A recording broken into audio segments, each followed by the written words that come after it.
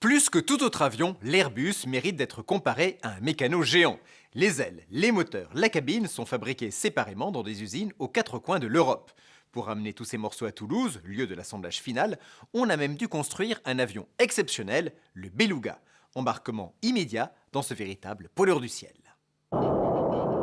Cet avion au profil bizarre est l'Airbus A300-600 ST. Mais tout le monde l'appelle le Beluga. Ce nom, il le doit à sa grosse bosse qui le fait ressembler au célèbre dauphin blanc des régions polaires. Voici le vrai Beluga dans son élément. La ressemblance est frappante. Celui-ci est un avion transporteur d'avions. Car les Airbus sont fabriqués par morceaux aux quatre coins de l'Europe. Sur un A340, la queue et les éléments du fuselage en Allemagne, le cockpit et la section centrale à Saint-Nazaire, l'empennage arrière en Espagne, les ailes en Angleterre, etc., etc. Ces morceaux, il faut les amener rapidement à Toulouse, lieu de l'assemblage final. Jusqu'à présent, on utilisait pour cela les 4 exemplaires d'un avion cargo à hélice, le Super Guppy. Ces Super Guppy ont transporté dans leur soute de quoi faire plus de 1500 avions. Mais aujourd'hui, ils ont près de 50 ans.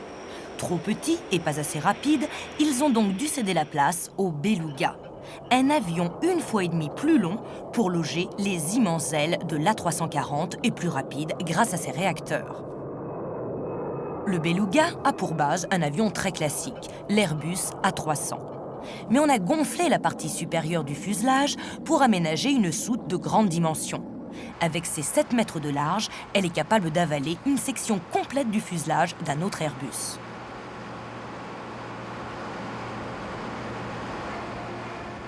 L'immense porte se referme. 1 heure plus tard, les pièces arriveront à Toulouse.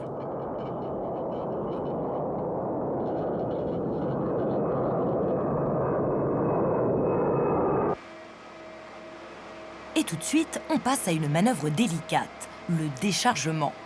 Même la porte du plus grand hangar est trop petite pour le Beluga. Celui-ci laisse donc sa queue à l'extérieur.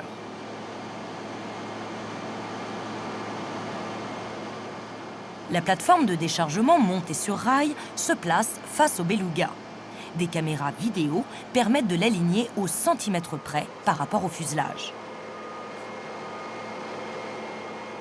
C'est alors qu'un système de visée laser prend le relais pour la positionner cette fois-ci au millimètre près en la rapprochant de l'avion sans jamais le toucher.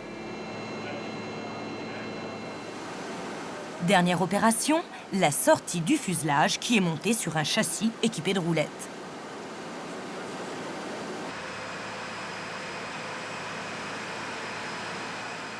Une fois tous les morceaux réunis, les constructeurs de l'Airbus pourront passer à l'assemblage final. Une phase qui ne prendra que 4 semaines avant la peinture de l'avion aux couleurs de la compagnie cliente. Pendant ce temps, les 2 Belugas actuellement en service auront recommencé leur navette au-dessus de l'Europe avec dans leurs flancs les éléments d'un nouvel avion.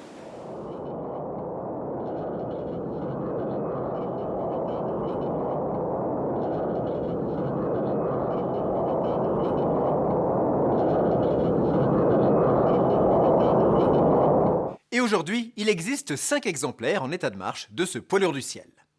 Le matin du 11 septembre 2001, il s'est écoulé 15 minutes entre l'instant où le premier avion détourné a quitté sa trajectoire et l'instant où il a percuté la tour nord du World Trade Center. 15 minutes pendant lesquelles les autorités auraient peut-être pu réagir. Alors, un tel scénario serait-il possible aujourd'hui? En France, comment le contrôle aérien fait-il face à cette nouvelle menace? Chaque jour, 7000 avions de ligne sillonnent l'espace aérien français. Un tiers d'entre eux ne fait d'ailleurs que survoler notre territoire.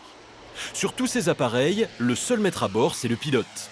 Mais plus que jamais, celui-ci est placé sous très haute surveillance. Normalement, un pilote ne peut décoller de notre sol ou n'est autorisé à entrer dans notre espace aérien que s'il a déposé un plan de vol précis sur lequel figure l'heure de départ, la destination et l'itinéraire emprunté. Ces plans de vol arrivent ici, au contrôle aérien. Chaque contrôleur y a pour mission de surveiller la conformité entre l'itinéraire du plan de vol et l'itinéraire réel de l'avion, qu'il suit en permanence sur son écran informatique. Air France 702, quel est votre cap? Air France 702, tournez au cap 180, unité 80. Il ne faut donc que quelques minutes au contrôleur pour s'apercevoir qu'un appareil dévie sa trajectoire ou reste sourd aux appels radio. Les pirates de l'air le savaient, aussi ont-ils tous coupé l'émetteur qui signale la position de l'avion au contrôle aérien. Alors comment renforcer encore la sécurité aérienne? Première piste, augmenter les contrôles à l'embarquement pour empêcher les terroristes et les armes de parvenir à l'intérieur des appareils.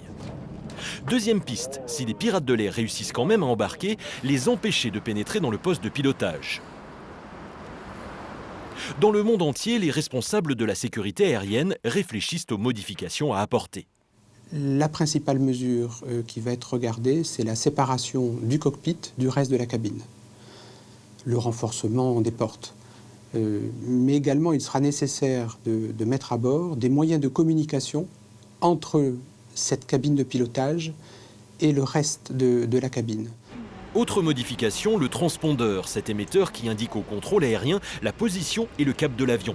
Un simple bouton suffit à le débrancher. Cela sera bientôt impossible. Aujourd'hui, tout le monde connaît le fonctionnement de ce transpondeur, y compris les pirates de l'air, ce qui fait qu'il faudrait que cet appareil soit modifié de façon à le rendre inviolable.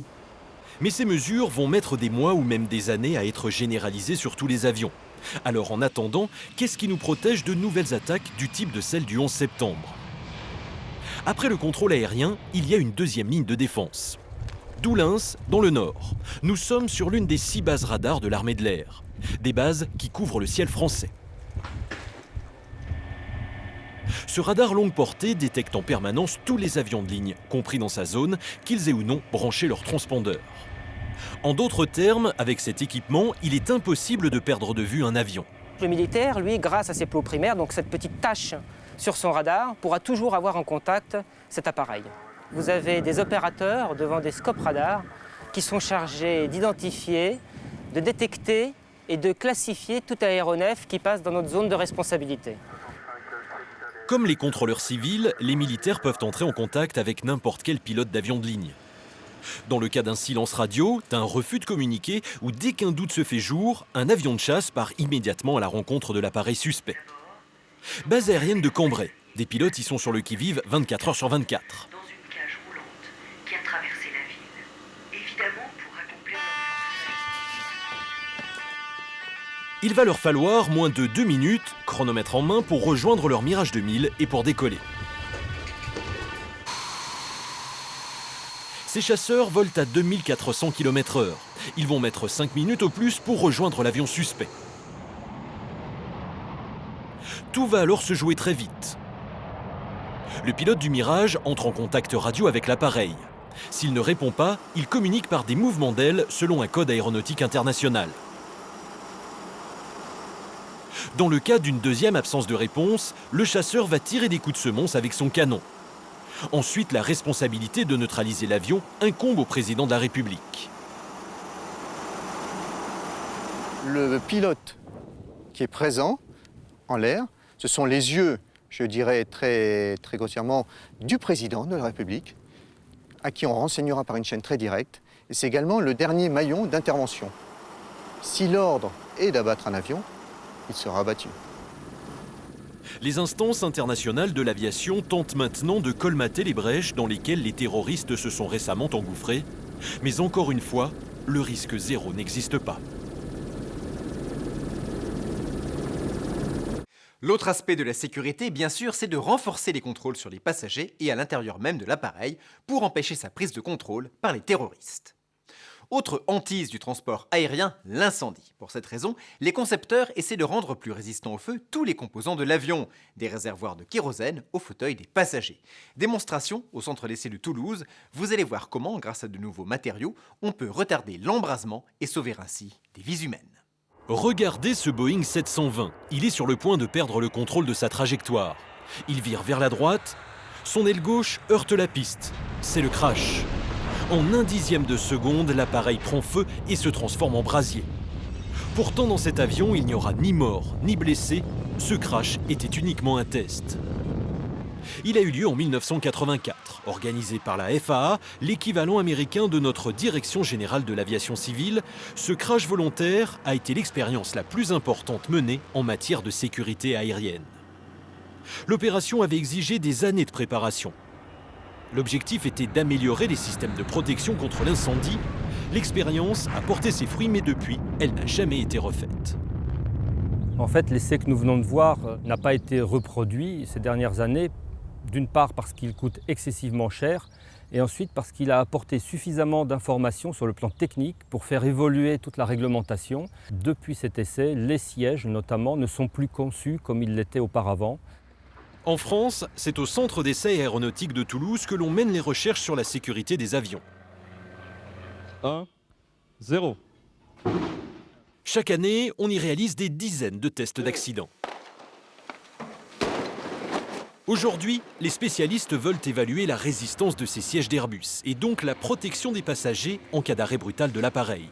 Ce qui se produirait par exemple si celui-ci percutait un obstacle à la vitesse de 50 km/h. Comme dans l'automobile, on utilise des mannequins dûment ceinturés au siège.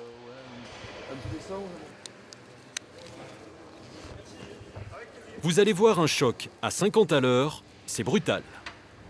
Mise à feu, top.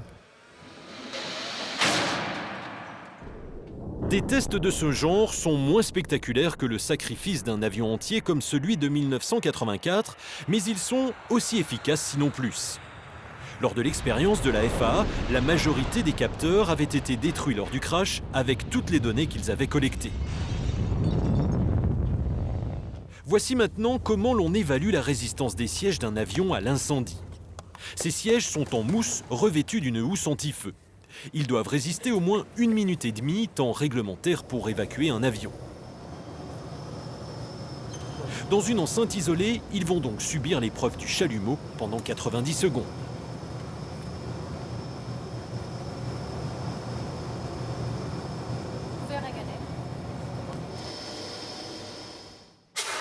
Cette durée écoulée, on arrête l'expérience et on mesure les dégâts. On va regarder maintenant en fait le tissu qui a permis de protéger le siège. C'est un tissu barrière feu.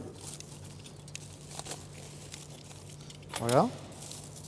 À l'intérieur, on voit la mousse qui ici a été protégée. Si on regarde plus loin, en fait, dans une zone où il n'y avait pas de tissu barrière feu, on voit que la mousse a bien été brûlée par le feu. Pour bien comprendre l'efficacité de cette barrière feu, regardez le même test sur une ancienne génération de sièges. En moins d'1 minute, celui-ci est entièrement brûlé. On voit ici que le feu s'est même propagé sur le siège suivant et aurait pu propager le feu à l'ensemble de l'avion. Grâce au nouveau système, on gagne donc 2 minutes sur le temps d'évacuation, 2 minutes qui permettront de sauver des vies supplémentaires en cas d'incendie. Avec le futur A380 et ses 800 passagers, toutes les normes vont être revues à la hausse. Les ingénieurs de Toulouse ont du pain sur la planche pour les années à venir. Il existe également d'autres moyens qui permettent d'améliorer la sécurité des avions et d'éviter que des crashs se reproduisent. Par exemple, les fameuses boîtes noires. À chaque accident d'avion, on les recherche afin de reconstituer les derniers instants de la vie de l'appareil et préciser les causes de l'accident. Qu'y a-t-il exactement dans ces boîtes noires, qui d'ailleurs ne sont pas noires mais oranges? Comment les analyse-t-on? Voici le travail des véritables détectives qui se penchent sur les 30 dernières minutes de la vie d'un avion. Soyons clairs, l'avion est le moyen de transport le plus sûr au monde. Mais quand un appareil s'écrase, les victimes peuvent se compter par centaines. Rares sont les caméras autorisées à franchir les cordons de sécurité pour filmer d'aussi près les débris. Ces images ont été tournées par les enquêteurs du bureau Enquête Accident, le BEA. Ce sont eux qui mènent les investigations pour déterminer les causes du crash. Première opération, dresser le portrait de l'appareil accidenté. Puis, tout mesurer et analyser, du plus gros morceau jusqu'au moindre débris. Chacun peut contenir une information essentielle sur l'origine du crash. Il faut aller vite, les enquêteurs ne disposent que de quelques jours pour étudier l'épave. L'examen d'un site ou d'une épave nécessite obligatoirement d'aller vite parce que de nombreux indices, je dirais, sont volatiles. Les traces au sol, l'épave ne pourra pas être gardée indéfiniment. des indices peuvent disparaître, peuvent être modifiés. Donc il est nécessaire d'accéder très vite au site et à l'épave. Et bien sûr, il faut retrouver au plus vite les enregistreurs de vol qu'on appelle communément les boîtes noires. La plupart du temps, les avions en possèdent 2. Elles sont placées dans une soute près de la queue de l'appareil. Exemple ici sur ce Falcon. La première boîte noire enregistre les paramètres de vol, comme l'altitude, la pression extérieure ou la température. Les modèles les plus récents enregistrent simultanément jusqu'à 1000 paramètres. La seconde boîte enregistre les conversations dans l'habitacle. Les dialogues entre le pilote, le copilote, la tour de contrôle ou le personnel navigant sont donc mémorisés. Une fois retrouvées, les boîtes noires sont transportées, sous surveillance policière, au siège du BEA à l'aéroport du Bourget. Ici, dans ce laboratoire, la boîte est ouverte avec précaution. Alors, je vais procéder à l'ouverture de l'enregistreur Cockpit Voice Recorder, modèle GA100. L'opération est filmée en intégralité et diffusée en simultané dans une salle de visionnage. Les enquêteurs de la police, les représentants des constructeurs ou des compagnies aériennes peuvent donc contrôler chaque geste de l'enquêteur. À l'intérieur, une bande très bien protégée. Il y a une partie effectivement en acier ici. Et à l'intérieur, nous avons une protection thermique aussi, pour donc éviter que la bande soit endommagée par le feu.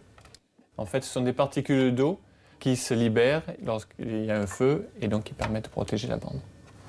De la boîte noire, seule la bande magnétique sera conservée. Une copie est effectuée, l'original étant souvent saisi par la justice. L'opération semble facile, mais parfois, l'enregistreur arrive en mauvais état. Il faut alors employer les grands moyens. Vient ensuite l'analyse des informations de la bande. Ici, l'enquêteur examine les paramètres d'un vol de la compagnie Tarom. En septembre 1994, à la suite d'une erreur de pilotage, l'avion avait piqué du nez juste avant d'atterrir. Une erreur qui aurait pu être fatale sans la reprise en main in extremis du pilote.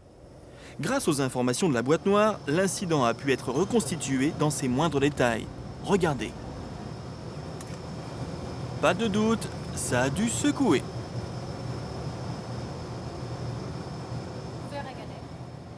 Autre source d'information, l'écoute des conversations. Les discussions entre les pilotes, avec les contrôleurs aériens ou encore le personnel de bord sont enregistrées sur 4 pistes différentes.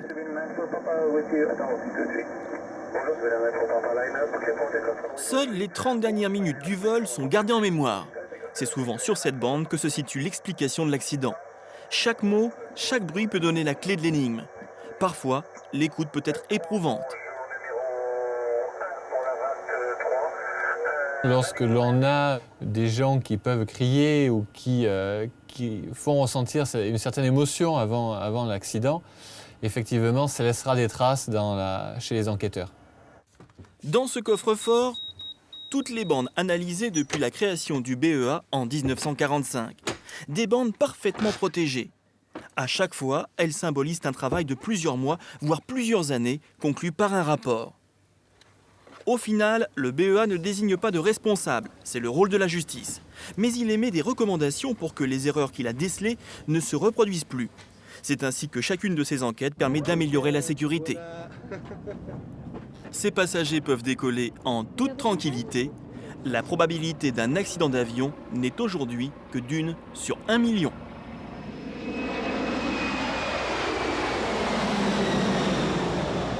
Une chance sur 1 million, ce n'est pas beaucoup, mais dans ce cas-là, peut-on vraiment parler de chance ? Pour les pilotes de la marine, le crash en mer, lui, reste un risque omniprésent. Ils savent que pour éviter la noyade, ils ne disposeront que de quelques secondes pendant lesquelles ils devront absolument, pour survivre, avoir les bons réflexes. Et pour acquérir ces réflexes, ils subissent régulièrement un entraînement de choc. Le voici. Bran, pilote d'hélicoptère à la base de Pau. Ijovi, pilote au 5e RHC à Pau. Cavaro, le C100, le centre d'entraînement à la survie et au sauvetage en mer de la Marine nationale. 600 pilotes d'hélicoptères ou d'avions de chasse passent ici chaque année pour une série de tests particulièrement musclés. Des tests obligatoires pour obtenir la qualification de pilote de la marine. Apnée avec l'équipement de vol, simulation d'une traction du parachute par le vent, autant de techniques qui ne s'improvisent pas. Exemple ici pour échapper au piège du parachute posé sur l'eau. Il faut créer une poche d'air pour respirer, puis suivre les coutures sur la toile pour trouver la sortie. Pas évident après un crash en pleine mer. car tous ces exercices sont organisés dans un but, survivre à la suite d'un accident d'avion ou d'hélicoptère en mer. Pendant cette campagne-là, on fait des séances d'appontage et on peut imaginer une panne en survol maritime et à ce moment-là, ce sont ces réflexes-là qui nous permettront de notre survie. Des accidents qui, heureusement, restent rares, mais qui, lorsqu'ils se produisent, demandent un grand sang-froid à l'équipage. Voilà pourquoi les militaires ont mis au point un autre engin de torture. La gloute, la reproduction taille réelle d'une cabine d'hélicoptère Lynx. Elle est destinée à un exercice particulièrement redouté par les stagiaires. Il arrive que certains stagiaires aient des blocages. On essaie dans tous les cas de les amener jusqu'à la réussite des exercices, mais on n'insiste pas. Si un stagiaire a vraiment un blocage durant les exercices d'apnée, il ne continue pas le stage, il est arrêté. Seul moyen de savoir si le stagiaire va supporter l'exercice, le faire au moins une fois. Démonstration. Bien sanglés sur leur siège, 2 stagiaires sont immergés à 5 mètres de profondeur, tête en bas. Durée totale de l'apnée, entre 20 et 40 secondes. Le temps nécessaire pour se détacher et remonter à la surface.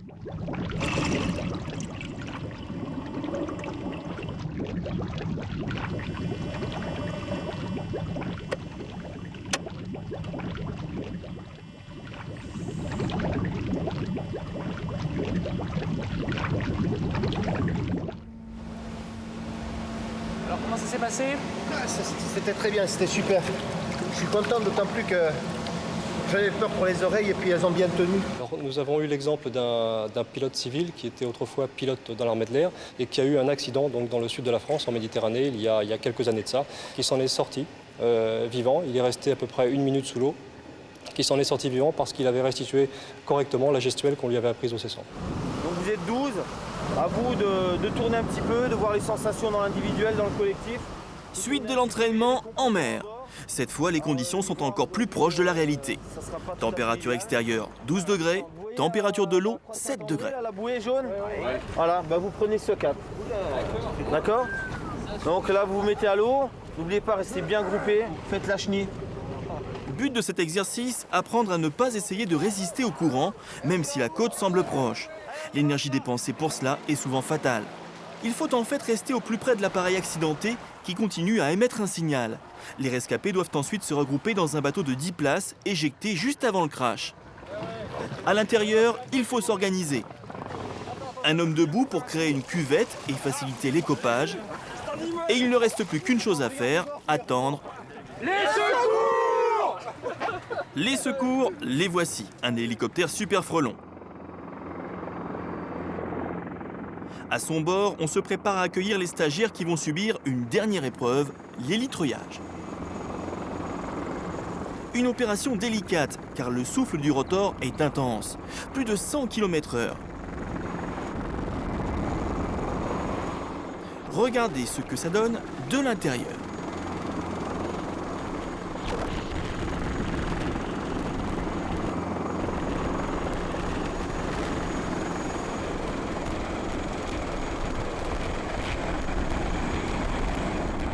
Malgré la difficulté des épreuves, seuls 2 stagiaires sur 12 ont raté leur qualification.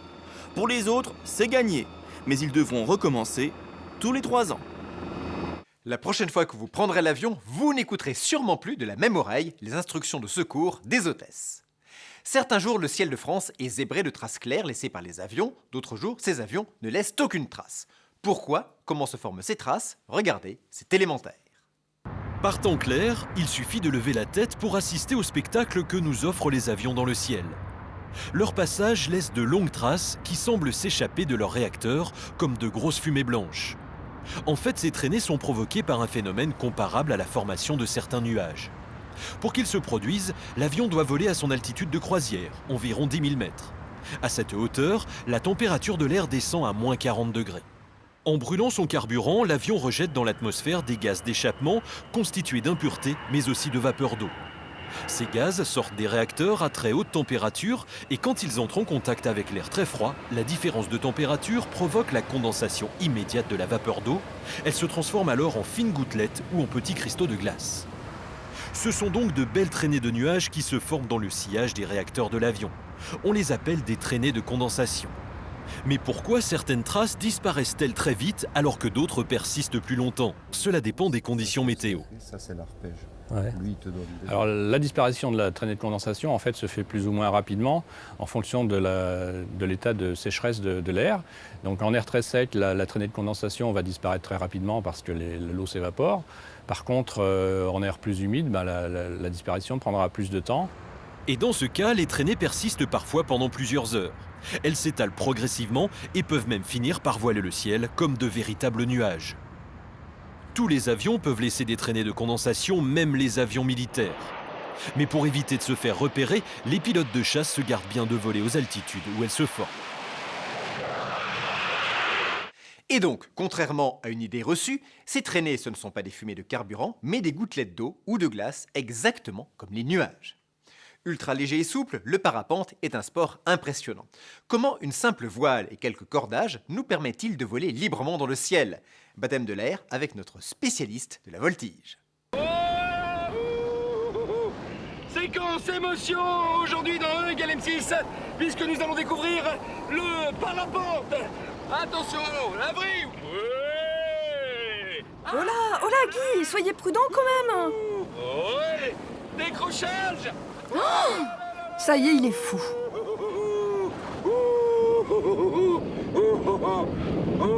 Ah, d'accord. Elle était bonne, les Ah gars. bah tout va bien alors. Édouard, le son impeccable. Mario, Jean-Louis, parfait. Coupez. Non, François, coupez, j'ai dit. Coupez la caméra, coupez, quoi. Donc c'était pas vous dans le ciel?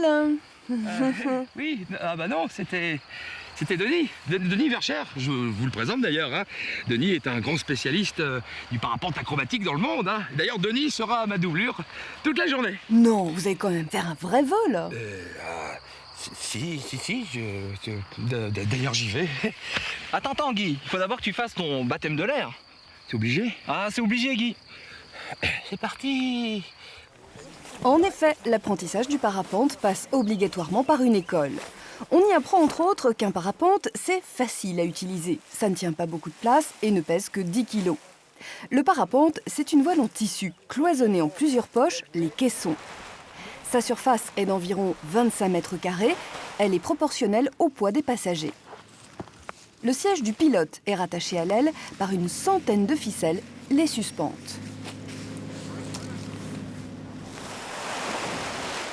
Pourquoi, lorsque l'aile se soulève, peut-elle faire voler le pilote? Lorsque la voile se gonfle, elle se rigidifie et se comporte comme une aile de planeur ou d'avion. Grâce à sa forme, il se crée un phénomène aérodynamique qui aspire la voile vers le haut, c'est la portance. Grâce à elle, le parapente se maintient en l'air et descend doucement en suivant une faible pente. Dans un air stable, à partir d'un point situé à 1 km d'altitude, il va parcourir 5 à 8 km. Mais retrouvons notre grand sportif. Il s'apprête à partir en biplace avec la championne du monde de parapente, Sandy Cochepin. Donc il faut bien continuer à avancer tout le temps. Dernier brief avant le départ, dernier coup d'œil dans le ciel. Et voilà, on est prêt pour sauter. Non, Guy, on va pas sauter, on va décoller. En parapente, on décolle. D'accord, Sandy. Allez, courage. Allez, on y va. On avance. Allez, on avance. Encore. Et oui, pour que la voile se gonfle, il faut courir. Tu cours. Encore. Voilà, super. Ah, on va te courir, on est en l'air, Guy, là. Regarde, on a 200 mètres en sous les pieds. Je vole. Décollage réussi, c'est parti pour une promenade dans les airs. C'est génial, Sandy. Génial, hein? La pratique du parapente est très proche de celle du planeur. Précaution principale, il faut voler dans un air relativement stable et rester loin du relief. Sandy. Ouais. J'ai même pas le vertige. On peut pas avoir le vertige en parapente parce qu'on n'est pas lié au sol. Ah oui, c'est normal donc. C'est normal, ouais. En effet, pour avoir le vertige, il faut être en contact avec le sol, ce qui arrive sur une échelle. En parapente, on est complètement libre. Ainsi, même à plus de 300 mètres au-dessus du sol, on ne ressent aucun malaise. Mais au fait, comment fait-on pour piloter cet engin ? Oh, c'est très simple. Pour virer à droite, on tire sur le frein droit. Et pour virer à gauche, Sandy, on tire sur le frein gauche. Allons-y. En effet, des câbles sont reliés à l'arrière de la voile. En tirant dessus, l'aile se déforme, ce qui freine plus ou moins le parapente et l'oriente à gauche ou à droite. Cela permet un pilotage très précis, avec une vitesse de vol comprise entre 20 et 60 km/h. Attention toutefois à ne pas trop ralentir, sinon l'aile se dégonfle et c'est le décrochage. Là, Sandy, c'est quoi ce bruit? T'inquiète pas. C'est juste le vario, ça fait bip bip quand ça monte et ça nous permet d'exploiter les ascendances. Au fait, comment on fait pour monter? Pour monter, comme l'a dit Sandy, on exploite les ascendances. Dans un air stable, le parapente ne peut que descendre. Mais s'il arrive dans une masse d'air qui s'élève rapidement dans l'atmosphère, il va gagner de l'altitude. Donc là, ça monte. Premier type de prise d'altitude, le vol dynamique. Lorsque le vent vient frapper un relief, il est dévié par celui-ci. Il se crée alors un courant ascendant qui permet au parapente de s'élever. Deuxième type, le vol thermique. Bon Guy, fini la contemplation là, on va les taquiner les thermiques un petit peu, tu vas voir. Je m'accroche.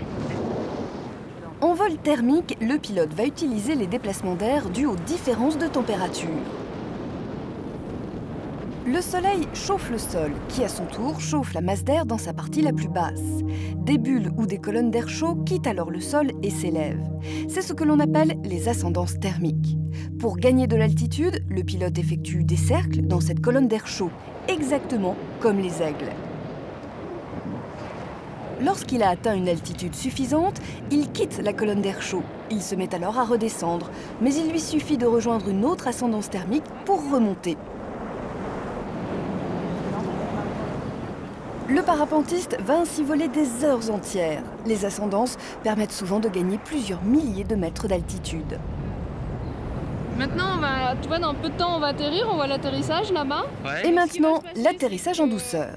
Bien exécuté, il permet d'arriver avec une vitesse nulle à l'instant du contact avec le sol. Avec un vent de face, c'est possible car la voile reste gonflée. Regarde bien loin devant. Regarde loin devant, loin devant, loin devant. Attends. Debout. Ouais, bien rattrapé. Bravo Guy, un vrai copilote. Ouais. Je sais pas, qu'est-ce que t'en penses? Un vrai papillon. En tout cas, quelle émotion. Et Sandy, ça me donne envie d'une seule chose, c'est d'embrasser une championne du monde. Je peux? Ah bah tu peux. Au revoir Guy. Sachez que le parapente est encore un sport récent, puisqu'il est apparu seulement dans les années 70. Et nous restons dans les airs avec les drones. Les drones, ce sont ces avions sans pilote, donc télécommandés, que les militaires utilisent de plus en plus pour des missions d'observation et même des missions de combat. Il faut dire qu'aujourd'hui, ces appareils sont d'une sophistication étonnante. Regardez. Nous sommes au Kosovo. L'armée française y teste le Hunter, un drone à hélice de 7 mètres d'envergure. Le décollage est imminent. Le pilote, lui, reste au sol. Avec un boîtier assez classique de radiocommande, cet homme contrôle le décollage et l'atterrissage de l'avion. Des opérations délicates qui sont encore réalisées en pilotage manuel. Lorsque le contact visuel est rompu, ce pilote passe le relais au centre de commande. Une véritable cabine de pilotage immobile. D'ici, on contrôle la direction et la vitesse. Un œil sur la jauge de réserve de carburant du modèle réduit. Un pilotage depuis le sol donc, mais pas uniquement.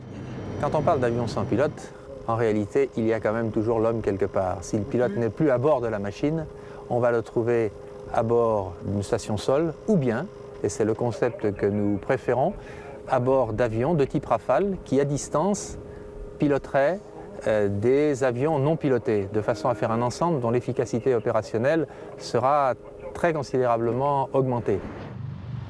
On peut dès lors imaginer ce que seront les drones de demain.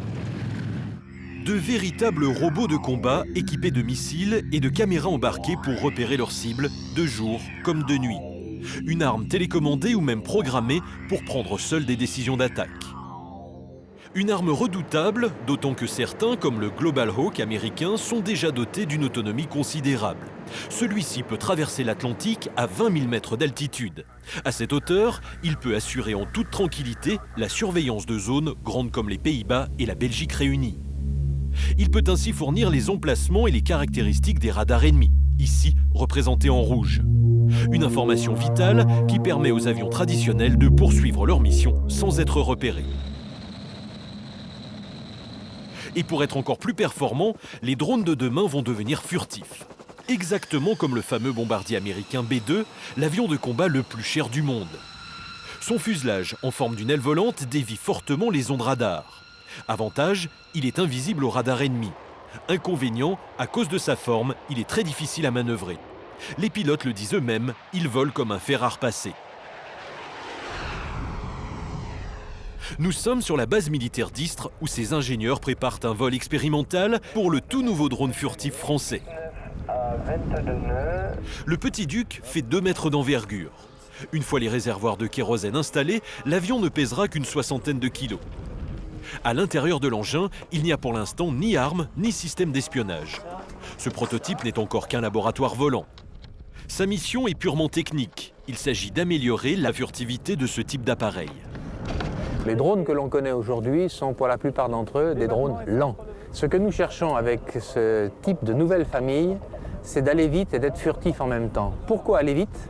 Parce qu'il faut rejoindre très rapidement une zone sur laquelle on va vouloir faire de l'observation pour la reconnaissance, mais également ultérieurement les machines plus importantes qui emmèneront des armes pour aller intervenir plus vite sur un objectif qui aura été reconnu à l'avance.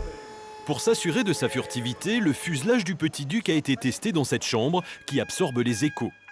Si le matériau utilisé pour le fuselage est classé secret défense, le principe du test est simple. On fait tourner l'avion sous tous les angles possibles en le bombardant avec les fréquences connues de radar. C'est ce que fait cette antenne émettrice. Les ondes sont déviées par le fuselage et l'antenne réceptrice essaie de détecter une modification du spectre, synonyme de la présence de l'avion. Le résultat du test est probant, l'avion est pratiquement invisible au radar. Retour sur l'aérodrome d'Istres. Regardez bien, le Petit Duc va s'élancer comme un avion de chasse grâce à ses 2 puissants réacteurs miniatures.